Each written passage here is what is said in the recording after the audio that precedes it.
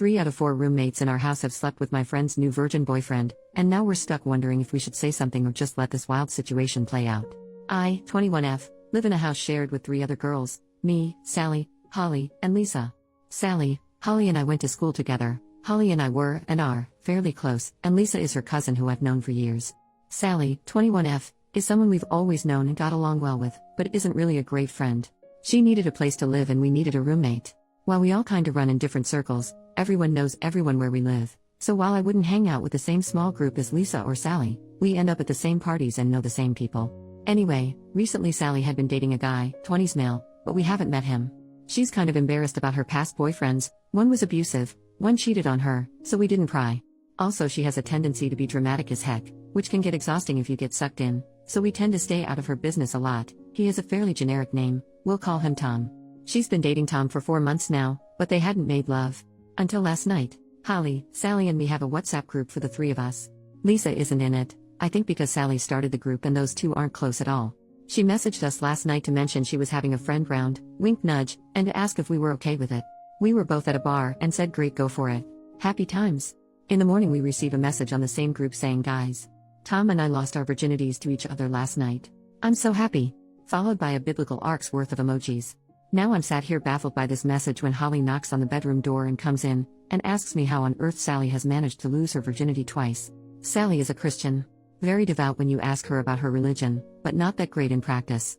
This has nothing to do with any of us girls, so we don't care. But this was kind of weird. We were a little dumbfounded but went downstairs and made coffee. A couple hours later, we hear Sally walk downstairs and a guy's voice in the background. They pop their heads in as Sally says, hi guys, this is Tom. He quickly says hello and then leaves. The issue is, I've made love with this guy before. Sally sits down and we ask her about the virginity thing, in a friendly way. She tells us no, because she is Christian she is a virgin, because the past boyfriends treated her so badly that she had cleansed her life of them and is a virgin again. We're apparently also ignoring the several one-night stands I've overheard through my bedroom ceiling, so we ask if she's told Tom that she's a virgin. She says yes because I am. And he's a virgin too, so I thought it would sound better. I've dealt with her denial issues before but this is quite a new level. Sally leaves and I quickly turn to Holly and tell her I've slept with him. As I mentioned before, Holly and I are close, but we know a lot of the same people. Holly tells me that she's been to a party with him also and Lisa slept with Tom at that party. So what do I do? At first I felt bad for the guy for being lied to about Sally's virginity, but now he's doing the same thing? And the fact that 75% of our house has slept with him is a little icky. Do we tell her? Do we tell him? Do we leave them to it? Do we get Tom to sleep with Holly so she doesn't feel left out? Update, 5 days later. Hi everyone. I think anyone that read the original post guessed it wouldn't be long before I had an update, but even I didn't think it'd be this quick. Anyway, buckle up. So since Sally lost her virginity, I'm rolling my eyes just typing it, Tom has stayed round basically every night. This is fine with all of us, even if a bit awkward. There's sort of an unspoken rule in our house that boyfriends are allowed round whenever without anyone needing to clear it first. If we see each other in the day, it's courtesy to mention, oh by the way, boyfriend is coming round later today, but no one has an issue if it's not brought up prior to the visit. They're not sleeping in any communal areas, and we have enough bathrooms that shower time is never an issue. So Tom has been in the house most evenings but we've barely seen him. They're still in the weird love-making stage of their relationship where they only leave the bedroom for snacks and Powerade and to wash their sheets, I hope, so it's not like anyone's avoiding anyone. So 2 days ago Tom must have been at work, because Sally was alone in the house eating lunch. Holly and I were on our way out, about to go shopping, when Sally asked if she could tag along. We said sure, we were just going to get shampoo and toiletries, but she said that was fine because she only needed to get one specific thing. When we got to the mall, Holly went to get an eye test, she'd been due one a while, and I was planning on just browsing for some work clothes. But Sally grabbed my arm and said you have to help me. While giggling, and dragged me into a store. Guys. She made me go to a lingerie shop and find a sexy nun costume with her. I felt like a deer in headlights when you're paralyzed with fear, except instead of fear it's just inappropriateness and discomfort. I just stood there nodding and fighting the urges to laugh hysterically and cry simultaneously at looking for an escape route when she weighed the pros and cons of different Catholic-themed naughty outfits. I got home, popped a straw in a bottle of wine and told Holly about my traumatizing experience. She howled. Moving on to today. About 30 minutes ago actually. Sally had a really early start at work, stock check or something, and had to leave before Tom woke up. While I was eating breakfast he walked into the kitchen and looked pretty shocked to see me. We said hi awkwardly, made niceties about the weather and asked each other about school and work. I assumed that would be it, but he addressed the elephant in the room.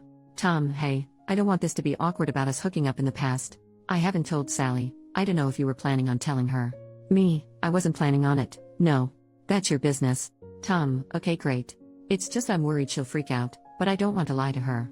Okay, this next bit kind of slipped out because I'm not really a morning person, and I've had to listen to the faint sounds of creepy religious honeymoon banging for 4 days now. Me, well, maybe telling her you're a virgin wasn't the best idea then.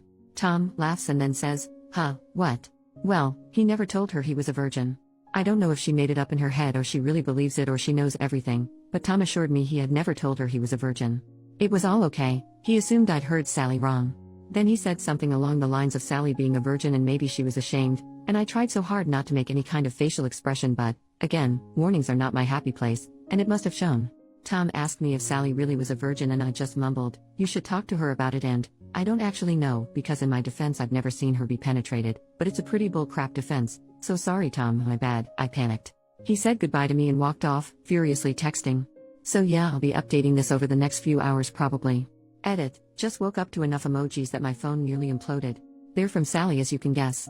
They're in the WhatsApp group with Holly and are mostly crying face and dead face, a few bow and arrows followed by hearts, and a couple boy emoji next to the knife and fork emoji. Not entirely sure what that's about. I can't seem to find a fan emoji to put the poop one next to, but you get the idea. Not sure if Sally's at home at the moment or not, she wasn't meant to be working late and I don't remember hearing her come home. I'm gonna pop in and see if Holly's awake and then possibly barricade her door shut. Edit number 2, I've been sat in Holly's bed for the last hour, while she's been reading both my posts and all your comments. She's loving the replies by the way, and is refusing to be called anything but madam now. Also anyone who private messaged me to ask if we're lesbians, sorry no. We ran upstairs to see if Sally was in her room. The door is locked so we think she's asleep in there, but she isn't answering any WhatsApps. Just chilling in the calm before the storm, practicing some sweet judo moves in case anything kicks off. I'm kidding, it won't. Edit number 3, okay I shit you not, we've just had the police at the door. Sally was apparently caught trying to break into Tom's house after he told her to leave him alone and threatened to call the police. Except he hadn't threatened, he'd done it. She resisted arrest and was popped in a nice little cell at about 2 a.m. She looks exhausted, bless her, but I guess a day's stalking will do that to you. She looks really sad and I feel so bad for her. Holly's running her a bath now and I'm going to make some tea. I don't know what happened between them but it looks like it fell on the not so chill side of the scale. Edit number 4, okay guys, here we go. Update time. Sally's asleep in bed and a lot has gone on in the last hour or so.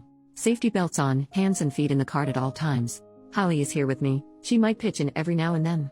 In fairness, Dance Moms is on at the moment, and she's done with this shit for today, so she might not be super involved. So the police dropped Sally off at home. They asked to have a quick chat with me about what happened, probably a good idea, because Sally's version was ever so slightly different, sigh, while Holly took Sally upstairs to get changed and whatever else she needed to do. The officer, who was super fine, not gonna lie, maybe he can do the rounds after Tom has left, told me that Tom called the police at 1 a.m., because Sally was harassing him over the phone and throwing rocks at his window. By the time they got there Tom had rang 3 more times, and Sally was climbing up a fence and shimmying over onto the kitchen roof, some freaking Batman crap right there. They tried to talk her down, where she was screaming and crying, they thought she might be on some sort of drugs, but I told them it's just her personality and a bit of caffeine usually. I laughed, he didn't.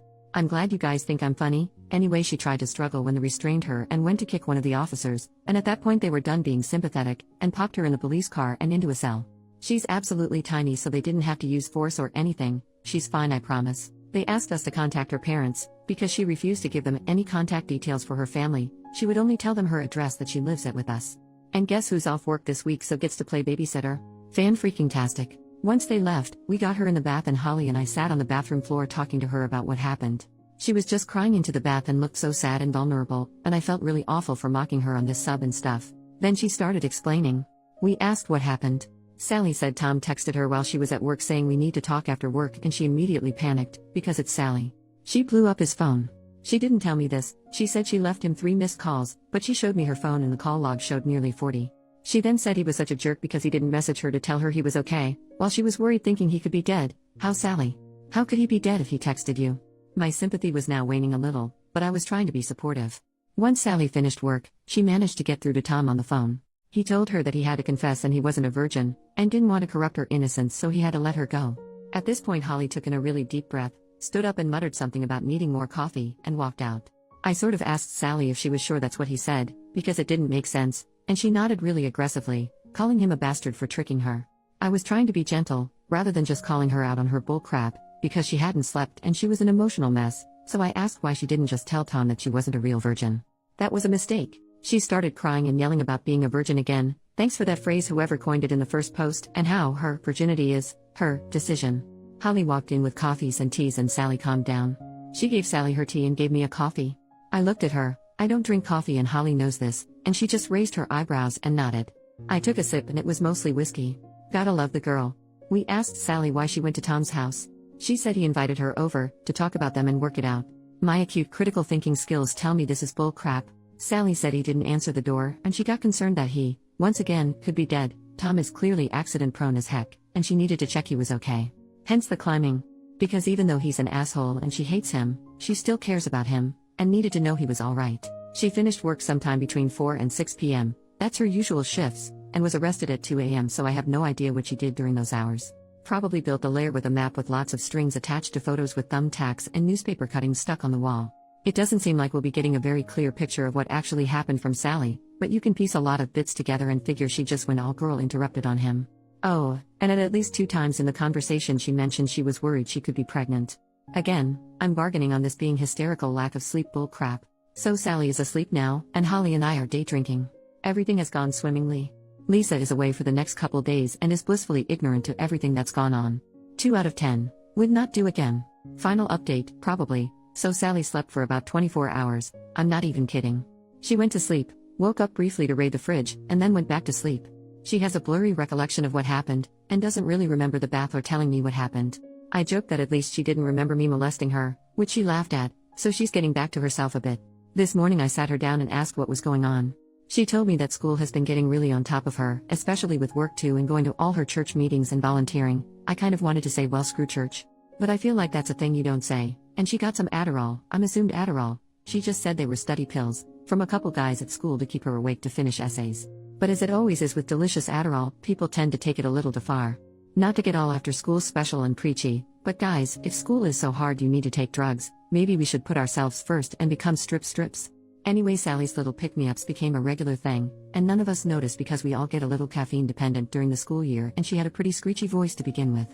She apologized for going loco and I apologized for being a crappy roommate and not noticing she was crazy. We did a ceremonious flushing of the pills down our least used toilet. PSA, that stuff doesn't flush super easily. It was humiliating. I had to claw like 3 of them out of the bowl because they must have gotten fused to the ceramic and I couldn't let Sally do it in case she went all train spotting and shoved them up her butt.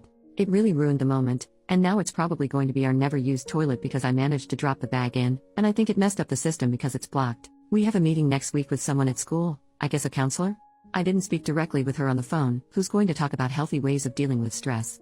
It was just going to be Sally going, but she was nervous so I said I'd go too, and it can't really hurt to know how to calm myself down in a way that isn't alcohol.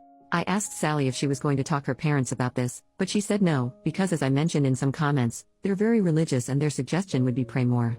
I have their number though, I'll use it if I need to. I asked Sally if she was pregnant and her eyes widened and she looked baffled. She actually said no? Are you? So we can equate that to mild psychosis and crazy beachness, we've all been there. She also asked me if she thinks Tom would ever speak to her again and I just hugged her and started laughing so she hit me and went really red. Sorry honey, if he comes back after that, you don't want him. So for now, we are back to normal. I think. Sally is still a little crazy, but in the constantly hormonal kind of way. Holly and I haven't had a drink yet today, and Lisa is still fucking oblivious to all of this. She probably won't care. She genuinely doesn't like drama. I'd love to start a blog about us, as many of you have requested, but I'm pretty sure it'd never be as interesting as these posts. Relevant comments. Commenter number 1, so is Tom super hot? Are you guys in a smallish town? Trying to figure out the odds of 3 women in the same house sleeping with the same guy and not knowing. OP, he is very good looking, but it's also a small town. Basically everyone our age around here goes to the same bars and parties, so you're bound to know someone who knows someone. Commenter number 2, OP, I think this may be my favorite relationships post ever. It might not actually be appropriate to ask Tom for his side, but damn I'd like to know how it went down according to him. The poor man needs a bottle of booze for having to deal with her, so do you and Madam Holly. I doubt she will listen if you tell her, but Sally should seek therapy, outside her church. Part of me really hopes there's another update. But, for the sake of all involved, I also hope there's no more drama. OP, trust me I'd love to know too, because I feel like it would be vastly different from Sally's story. But we'll probably never know, unless I bump into Tom at a bar in the future. I'll be sure to update if I do. Once Sally is calm in a couple days I'll have a talk with her about all this, because let's face it, it was a bit much. I don't think her parents will be much help, they're nice but they're kind of the sort of people who think you pray all your problems away. Commenter number 3, Virginity is so self-evidently a social construct when you believe you can regain your imaginary virginity in order to imaginarily lose it again. None of this makes any sense to me. OP, it doesn't make sense to anyone.